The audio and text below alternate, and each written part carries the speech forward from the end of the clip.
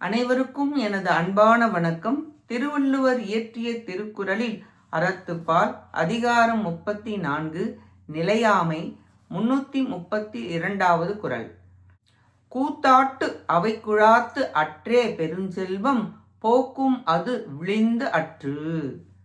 பெரும் செல்வம் வந்து சேர்தல் கூத்தாடுமிடத்தில் கூட்டம் வந்து கூடுவதை போன்றது. அது நீங்கிப் போதலும் கூத்து முடிந்ததும் கூட்டம் களைவதை போன்றதாகும். இந்த பிறவியில் ஏதாவது திடீரென்று நல்லது வந்தால் அது பழைய வினையின் பலன்தான். முற்பிறவியின் பலன் இப்பொழுது வருகிறது.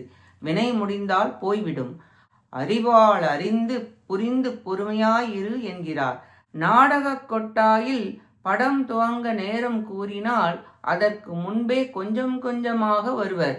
படம் முடிந்ததும் ஒருங்கே அனைவரும் சென்று விடுவர். அதுபோலதான் சொர்க்கமானாலும் எதுவாகினும் வினையால் வரும்.